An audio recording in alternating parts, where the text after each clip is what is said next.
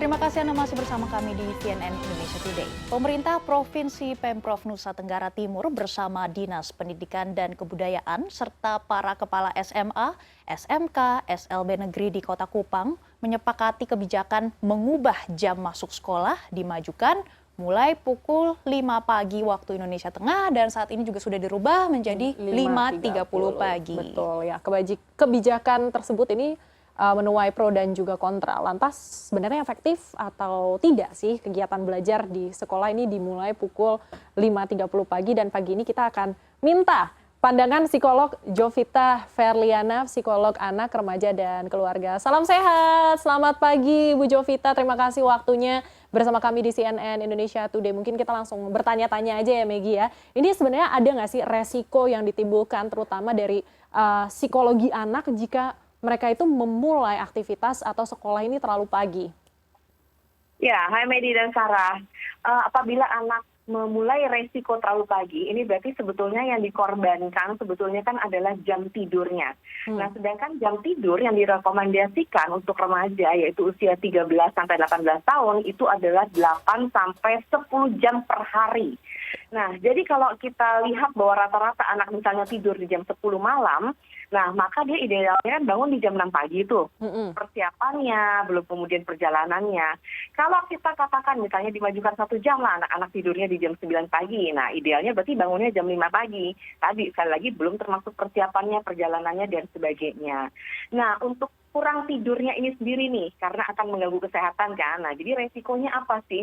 Yang pertama kalau dari psikologis adalah menurunnya prestasi akademik, ini udah pasti. Dalam hal apa? Konsentrasi, pemecahan masalah, motivasi, memori, dan juga keterampilan mereka dalam mengorganisasi. Nah, di otak bagian depan namanya adalah prefrontal cortex. Itu dia mengatur fungsi eksekutif kan, di mana merencanakan, membuat keputusan, kemudian memecahkan masalah, pengendalian diri, menimbang konsekuensi, itu juga akan terganggu apabila mereka kurang tidur. Kenapa? Karena memang produksi melatonin itu memang idealnya tercapai paling tinggi adalah pada saat jam tidur malam. Nah, kemudian selain adalah masalah penurunan prestasi akademik, itu juga akan mempengaruhi masalah perilaku. Karena dengan jam tidur yang kurang, maka anak-anak dan remaja itu tentunya akan juga perilakunya lebih impulsif, kesulitan menjaga hubungan positif dengan teman sebaya, dan juga kalau kita bisa lihat kesehatan mentalnya juga biasanya akan terpengaruhi nih, yaitu penurunan suasana hati, kemudian juga memicu depresi dan kecemasan. Dan kalau kita lihat juga mengganggu yang namanya daya adaptasi stres pada remaja itu sendiri. Nah, jadi kalau juga dari segi kesehatan baik itu fisik maupun psikologis memang tidak disarankan. Nah, namun sekali lagi dalam melakukan kebijakan memang kita lihat sebetulnya dengan budaya terkait daerah, tapi perlu kebijaksanaan untuk memang merangkul orang tua dan juga guru-guru atau staf pengajar, kemudian juga bagian keamanannya misalnya kepolisian dan juga transportasi dari daerah tempat untuk berembuk bersama dan kemudian dilihat apakah ini memang akan efektif atau tidak. Iya, memang quality sleep ini sangat-sangat penting sekali ya, Sarah dan juga Bu Jovita. Tapi memang Gubernur NTT ini berpendapat yang berbeda. Kebijakan masuk jam 5 pagi adalah untuk melatih kedisiplinan siswa agar mereka bisa masuk ke perguruan tinggi. Bagaimana pendapat Anda terkait dengan statement ini? Ya, jadi sebetulnya faktor kedisiplinan itu ditentukan dengan bagaimana seseorang itu melatih diri untuk melakukan manajemen waktu dan menaati aturan. Jadi sebetulnya itu sih kunci kedisiplinan. Nah, dengan manajemen waktu ini memang diperlukan yang namanya kebiasaan untuk on time misalnya atau untuk tepat waktu, untuk mengumpulkan tugas pada waktu yang sudah ditentukan, untuk melakukan tanggung jawab sesuai yang memang usia-usia mereka. Nah, kalau kita lihat manajemen waktu itu bukan artinya bahwa jamnya yang harus dimajukan, tapi let's say misalnya masuk jam 7 pagi pun asal mereka bisa masuk jam 7 tanpa terlambat, itu sebetulnya sudah disiplin. Nah, kemudian kita lihat juga dalam hal aturan. Apabila si siswa ini sudah dapat misalnya melakukan tanggung jawab yang berupa menaati aturan ya, misalnya katakanlah seragamnya sudah ditentukan dan dia memakai seragam sesuai pada harinya, mengumpulkan tugas, kemudian juga dia melakukan tugasnya dengan upayanya sendiri. Nah, itu juga sebetulnya sudah mengikuti aturan. Dan juga kalau kita lihat aturan juga tidak hanya di sekolah ya, jadi terkait juga dengan keluarga, di rumah, kedisiplinan di luar rumah, itu juga saling terkait. Jadi bukan semata-mata dengan memajukan jam, ini artinya membuat anak lebih disiplin. Enggak. Jadi sebetulnya dari waktu yang ada, dan anak itu sudah menepati waktu, nah itulah sebetulnya bisa dikatakan disiplin. Oke, jadi kedisiplinan ini itu bukan muncul karena ya Harus semakin bangun pagi gitu jam ya 4 Bu pagi. Jovita ya. Tapi sebenarnya Ke sekolah jam ngomong-ngomong 5 nih Bu pagi. Jovita, sebenarnya jam berapa sih dan juga kapan ini waktu yang ideal bagi anak untuk belajar? Jam berapa sebenarnya mereka tuh otaknya bisa berkonsentrasi dan juga bisa full gitu? Ya, sebetulnya jam 7 pagi adalah waktu yang ideal ya. Karena bisa dikatakan mereka sudah bisa mencapai jam tidur maksimal. Dengan catatan, memang jam tidur malamnya memang harus tadi jam 9 atau maksimal jam 10. Nah, sehingga pada saat anak itu bangun pagi, dia masih sempat tuh yang namanya mandi, sarapan, mempersiapkan dirinya, kemudian pamit dengan orang tuanya, melakukan perjalanan ke sekolahnya, dan pada saat di sekolah pun jangan mendadak-mendadak gitu ya, jangan misalnya masuk jam 7 kurang 5 baru dia di sekolah, tapi setidaknya 15 menit sebelumnya. Jadi ada waktu dia untuk meregulasi diri, meregulasi emosi, kemudian bertegur sapa juga dengan teman-temannya sedikit atau sebentar, baru kemudian dia bisa siap untuk memulai jam pelajaran. Jadi jam 7 sebetulnya adalah waktu yang ideal. Jam 7 adalah waktu yang ideal ya, ini kita catat bersama. Dan Bu Yovita, apakah memang ada bukti langsung bahwa peningkatan prestasi berjalan bersamaan dengan lamanya jam belajar ataupun bangun pagi? Nah, sebetulnya kalau untuk penelitian itu memang belum ada ya. Nah, tapi sebetulnya kalau kita lihat bahwa tidak ditentukan dari lamanya jam belajar, tapi sebetulnya kualitasnya.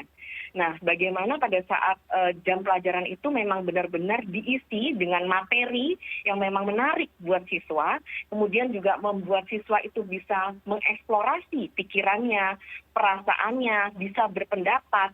Jadi sebetulnya kualitas tenaga pengajar juga sangat diperlukan di sini. Nah, itu yang lebih berguna sebetulnya dibandingkan dengan jam belajar yang panjang. Jadi nggak perlu terlalu panjang, jamnya dipertingkat itu juga lebih maksimal kalau memang kualitas pengajarannya itu memang sudah mencakup hal-hal yang tadi ya bisa berkaitan dengan siswa itu mengetahui, memahami, mengeksplorasi, dan bisa mengeluarkan ide-idenya. Jadi wadahnya ini ya yang perlu dan juga metodenya ya, bukan jamnya dan juga durasi belajar. Nah, sebagai psikolog anak dan juga keluarga nih Bu Jovita, dengan jam sekolah yang dimulai pada pukul 5.30 itu, ini sebenarnya juga bisa berdampak nggak sih kepada keadaan psikologis dari keluarga itu sendiri? Iya, betul sekali. Karena kalau kita bicara tentang anak, ya walaupun ini kategorinya remaja, tapi dia masih dalam tanggung jawab orang tua dan masih bagian sistem dari keluarga, tentunya segala sesuatu yang terjadi pada anak atau perubahan pada remaja, itu akan mempengaruhi stabilitas keluarga tentunya ya. Pada saat anak itu harus jam 5 atau jam 5.30 tadi ke sekolah, maka orang tua pun kan juga harus bangun lebih pagi. Betul. Orang tua harus mempersiapkan juga lebih pagi. Belum memikirkan transportasi atau mengantarkan anaknya ke sekolah. Jadi begitu banyak tatanan yang akan terkena di sini. Nah, belum lagi tingkat keamanannya. Nah, jadi kita harus memikirkan bahwa tingkat keamanan di kota tersebut seperti apa, koordinasi dengan pihak kepolisiannya untuk tingkat keamanan. Dan kemudian pihak transportasinya juga, apakah pada jam segitu memang transportasi sudah banyak ada dan tingkat keamanan transportasinya seperti apa. Tapi balik lagi ke keluarga, iya itu pasti akan terpengaruh karena begitu mengubah jam masuk sekolah, maka satu keluarga itu akan juga berubah tuh. Jam biologisnya, kemudian tatanannya itu juga akan berubah. Iya, bukan hanya anak saja yang harus bangun pagi. Nanti semua mama-mama di rumah ini bukan jam 4, mungkin jam Betul 3. banget. Jam 3 pagi udah harus bangun. Oke, dan salah satu alasan Dan konflik juga biasa kan terjadi kan. Iya, Iya, benar. konflik nanti semuanya. Urusan rumah tangga, Aduh, meledak. jangan sampai ya. Oke, dan salah satu alasan kenapa dicanangkan kebijakan ini adalah untuk pengembangan karakter. Dan tadi Pak Gubernur sendiri juga ada kata kuncinya adalah kedisiplinan. Nah, kalau menurut Ibu Yovita sendiri, ada cara lain atau tidak? Untuk meningkatkan kedisiplinan. Iya, Untuk meningkatkan apakah ada cara kedisiplinan lain? sebetulnya memang satu, dengan regulasi yang diadakan di sekolah dengan itu sudah berjalan aja sesuai dengan rencana awal, itu sebenarnya sudah melatih kedisiplinan. Dan kemudian yang kedua adalah perlu juga mensosialisasikan dengan pihak orang tua. Jadi diharapkan memang apa yang dilakukan atau sudah ditanamkan baik antara di sekolah dan di rumah atau di keluarga ini berjalan seimbang. Dan lebih lagi anak-anak ini juga perlu ditanamkan sejak dini satu yang namanya jadwal belajar, kemudian perlu juga ditanamkan bahwa minat belajarnya, kemudian juga motivasinya dalam belajar dan kesadaran diri untuk memang melakukan tugas dan tanggung jawabnya terlebih dahulu, baru kemudian dia bisa juga menikmati fungsi rekreasi atau juga haknya. Nah, yang saya katakan tadi jam keseharian itu perlu diatur bahkan sejak anak-anak ya sebelum remaja, karena kita harus lihat bahwa untuk mencapai kesehatan mental dan juga memang ketahanan yang optimal itu diperlukan waktu yang pembagiannya merata, baik itu secara fungsi untuk istirahatnya, kemudian melakukan hobi atau kesenangannya yaitu fungsi rekreatif, fungsi juga dalam hal akademis atau dalam hal ini pendidikan, bergaul atau sosialisasi, dan juga ada waktu untuk bersyukur. Nah, mensyukuri semua apa yang ada. Nah, 5 hal ini setidaknya memang harus berjalan seimbang.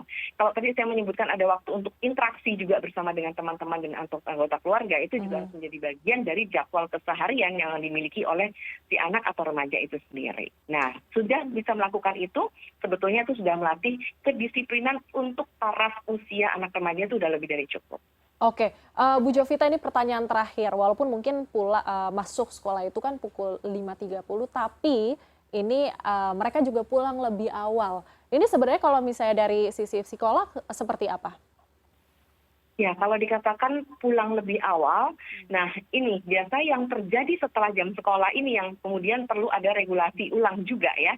Pada saat anak itu tadinya misalnya terbiasa pulang jam 3, kemudian dia sekarang pulang jam 1 atau jam 12, akhirnya dia pas awal akan ada kebingungan, ini 2 jam diisi apa ya. Nah, kalau memang bisa diisi dengan kegiatan positif, itu lebih baik. Tapi kalau memang kemudian arahnya ke arah yang misalnya negatif ya, kemudian misalnya berkaitan dengan misalnya main game yang tidak terkontrol, kemudian gaming yang kemudian ada gambling online, dan kemudian juga akhirnya ke arah-arah yang penyimpangan perilaku, nah ini sebenarnya tidak diharapkan.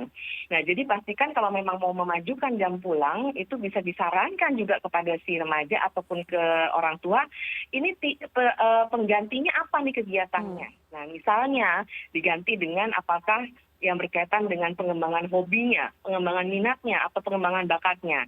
Nah, tapi kalau tidak ada solusi ke sana, ya sebaiknya tidak perlu dilakukan gitu, karena kan juga akan mengalami kekosongan di situ. Sebaiknya dikembalikan aja ke jam semula, supaya anak pun regulasinya sesuai dengan seperti biasanya. Jam sekolah seperti biasa, dan kemudian setelah pulang sekolah dia bisa melakukan yang berkaitan dengan peningkatan dirinya dan kapasitas dirinya, dan ada waktu untuk istirahat juga yang cukup. Baik, penyesuaian ini juga pastinya memerlukan waktu. Betul. Dan tentunya kami akan terus memantau kebijakan aturan sekolah 5.30 pagi di NTT. Terima kasih Bu Yovita sudah bergabung bersama kami di CNN Indonesia Today.